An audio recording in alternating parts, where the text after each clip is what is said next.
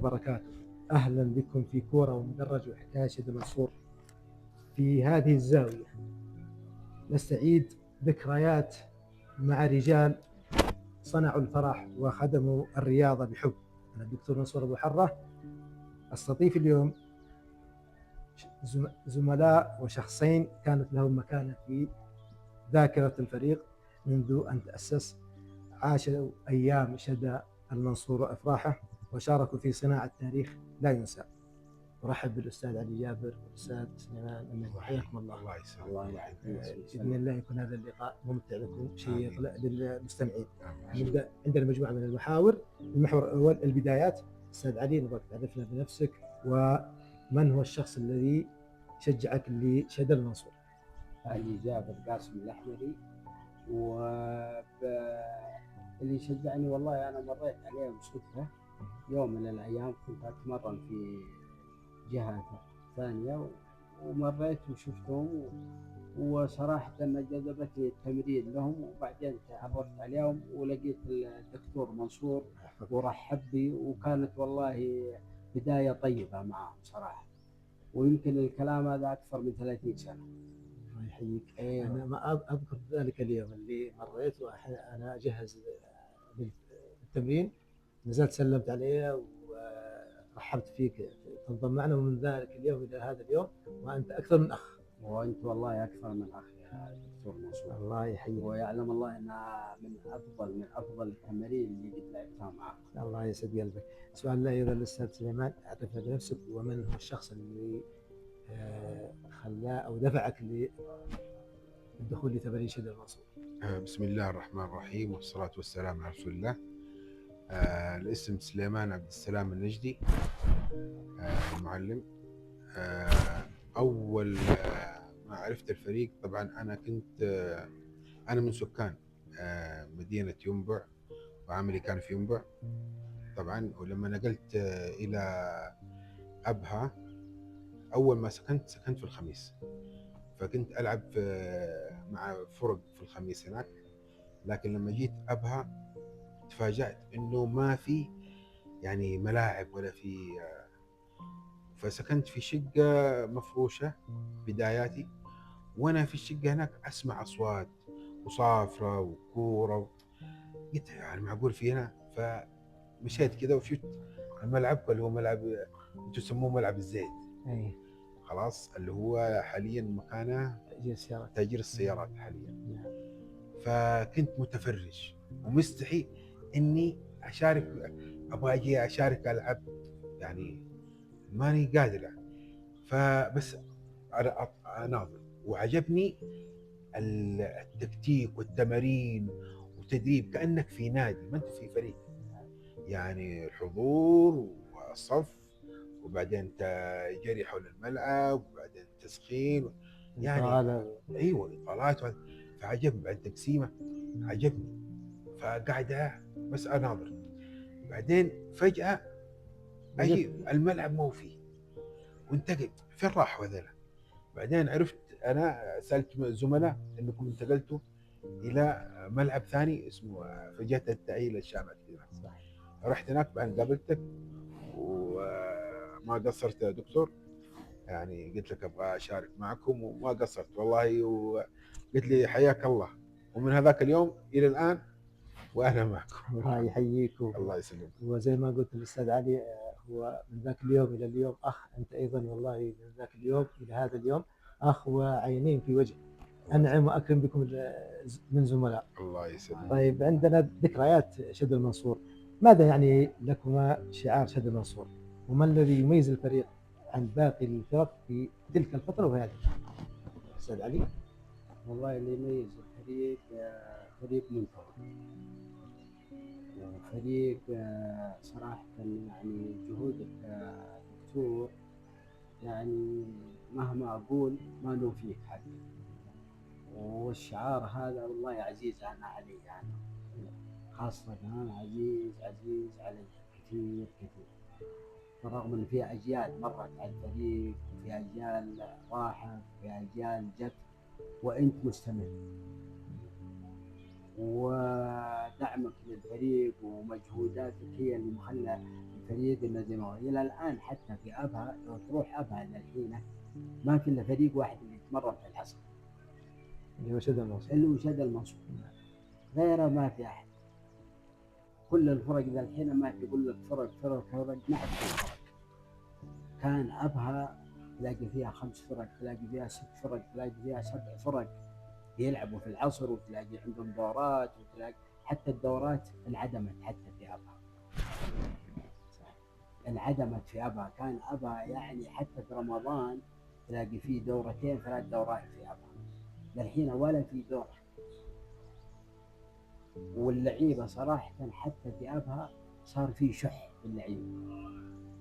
زمان كان يعني تروح اي حي تلاقي فيه فريق، تلاقي فيه 5 10 15 فيه لعيبة. الحين ما عاد فيه. واتجهوا للملاعب المزروعة وتجميعات ما تجميعات، يقولون عندنا فريق. وفين الفريق؟ والله ما في فريق. اي والله. طيب انا اذكر جلست معك جلسه وقلت انك كنت تلعب في نادي الوديعة. نعم، حدثنا عن ذكرياتك ولو باختصار. والله ذكرياتي في نادي الوديعة كانت حتى مع لعيبة، يعني أذكر منهم ناس باقي عايشين وما يلعبون، وفي ناس منهم باقي يلعبون، وفي ناس قد توفوا. وكانت من أفضل ذكرياتي والله مع نادي الوديعة، يعلم الله. فما أدري إيش أقول لك، كان زمن جميل وزملاء صراحة يعني يحبوا الكورة. ما بعد صلاة العصر متواجدين في الملعب كلهم. قبل في ناس كان يقول لي قبل يصلي في الملعب. بعضهم يصلون في الملعب. ليه؟ لأن كان في إيش؟ ما في وقت معين، تيجي أنت متأخر مع السلامة وما في زعل. للحين تيجي تقول للواحد هو متأخر، تقول له الله يستر عليك، ما عاد جاك اليوم الثاني. طب أذكر موقف تقول لي كان في ملعب فريق الرياض، والكابتن الله يمسيه بالخير محمد أبو علامة كان هو اللي ماسك الفريق. كنت تقول لي إذا تأخر شخص واحد دقيقة واحدة اعتذر منه. طيب هل يحصل هناك زعل؟ يحصل هناك نقاش حاد؟ اليوم الثاني تلاقيه أول واحد يجي. عندنا في زمننا هذا الحين واحد تاخذ دقيقة وقلت له مع السلامة ما عاد جاك. كانوا يجون لعيبة في أبها مشهورين ولعيبة معروفين في أبها. والله كان محمد أبو علامة لما يقسم وفي احترام خلاص قسم قال لك انزل، ما قال لك انزل الله يستر عليك، روح دور لك فين تروح تلعب. ولا ذاك اليوم راحت عليك. ولا راحت عليك العصر؟ ايوه راحت عليك. ما عاد سلام. والله ما عاد تلعب. الله يعطيك العافية. أستاذ سليمان، نفس السؤال، ماذا يعني لك شعار شد المنصور؟ وما الذي يميز الفريق عن بقية فرق الأحياء؟ اللي أنا أسميها الولاء والانتماء. جميل. لأنه الفريق هذا أول ما عرفته خلاص يعني انتميت له، فلازم أعطيه الولاء له. يعني ما أحب إني أروح أي فريق ثاني ولا بصراحة. يعني في فروق زي ما قلت، في أماكن خاصة في الخميس ما شاء الله بكثرة، فخلاص لا، الفريق هذا أبها وعرفته خلاص ما أروح لغيره، ما أروح حتى لو مثلا أشارك في مكان ثاني، لا خلاص هذا انتماء ولاء للفريق هذا خلاص. فأنا انتميت للفريق فمهما كان. الصراحة أنا أسمي الفريق هذا فريق جيل الطيبين. أنا أسميه فريق جيل الطيبين. الأساس من البداية ما تعرفت عليكم صراحة، وفي تعرفت على زملاء قدامى مثل الله يرحمه هشام، مثل الله يرحمه الحسن برضه النعمي، مثل فواز كمان خلبان، الهروبي، مجموعة محمد البارقي، محمد البارقي، يحيى القيسي، مجموعة بدر حيدر، أحمد حسن، مجموعة والله يعني كانوا يعني لعيبة بمعنى كلمة، يحمسونك تجي اليوم الثاني ولا وتشارك يعني حماس غير طبيعي. ناس تلعب كورة صح، ناس تلعب كوره صح، زي ما بقول جيل الطيبين، معنى كلمه جيل الطيبين ما تحصل بعدهم، يستاهلون هذه ويستاهل العبارة. والله العظيم. ناس يعني صراحه ما نحصل زي وقتهم ابدا ابدا. الله يعطيكم العافية. طيب سؤال، هل تتذكرون موقف إنساني لا ينسى داخل الفريق؟ اللي يتذكر ممكن يعطيك. والله في مواقف الصراحه، يعني الله يرحمه ويغفر له ان شاء الله هشام، إن شاء الله يرحمه. يعني وقفاتها صراحه نوقف معاه، يعني ما نخفيك، يعني في اكثر الفريق هذا في اكثر من وقت نوقف مع، في الافراح او في الاتراح، يعني مهما كان في العزاء فهذا نوقف مع بعض نروح لهم، يعني في مناسبات نروح نحضر، في الاحزان نحضر ونوقف مع الزميل مهما كان. ففي والله كثير انا يعني لا تحضرني. ما تحضرني أجي، لكن يعني من ضمنها الله يرحمه ويغفر له هشام، كنا ما شاء الله عليه كنا معه يعني، فالله يغفر له ويرحمه. الله يرحمه. وكانت تحصل بينك وبين حركات الملعب، وكان يشتكي منك، لكن الله الله يغفر له وان شاء الله يسامحني الله. يسامحني ان شاء الله. طيب سؤال، لاعب او اكثر لاعب او اداري اثر فيك وترك بصمه في مسيرتك، سواء في الفريق او خارج الفريق؟ سعد علي. والله في لعيبه كثير انا اقول لك مروا على الفريق منهم، يعني كانوا يلعبون في نادي ابها، وصراحه اني ما ابغى اقول فلان ولا فلان، ولكن والله في لعيبه اثروا علينا كثير، ومنهم وانا اكثر شيء اثر علي والله كان فهد عواد. الله يرحمه. صراحه الله يرحمه، الله يرحمه، كان يعني لاعب وادب وخلق، يعني ايش اقول فيه الله يرحمه.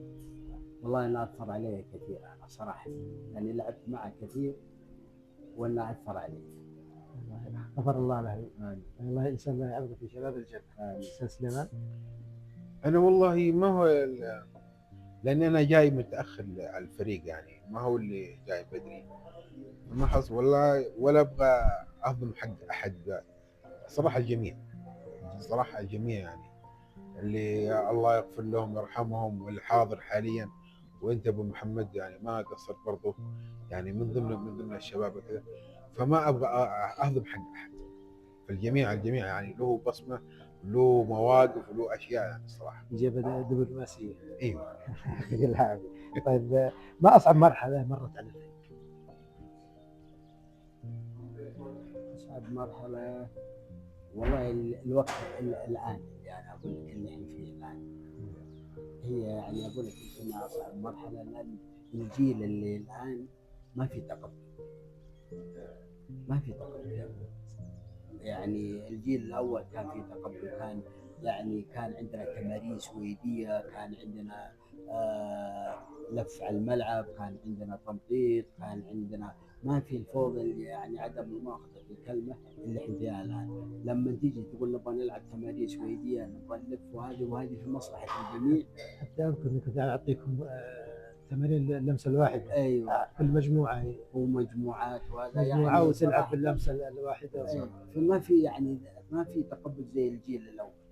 الجيل الاول كنا يعني قبل ما التقسيمه، قبل هذا يمكن ناخذ لنا 20 دقيقه 30 دقيقه نص ساعه تمارين سويدي وتنطيطات ولعب بالكوره ولعب كذا، للحين ما تيجي تقول لهم لا لا نبغى نتمرن وهذا والله انه اكبر غلط. حتى الاصابات تيجي من اللعيبه، هذا ما ينزل من السياره على الملعب. نعم ينزل من السياره على الملعب ويبغى يأدي، بس ما هو ذاك الاداء يعني اللي تقول عليه انه ذاك الاداء زي لعيبه اول. استاذ سليمان. انا الصراحه اقول عدم تقبل اراء اللي اكبر منك، اللي اقدم منك، يسوي نفسه انه لاعب، يعني مهما كان اللي اكبر منك في السن، يعني يبغى يقول لك يعني شيء، هذه المشكله اللي توجيهات ما يتقبل توجيهات ابدا، ما يتقبل.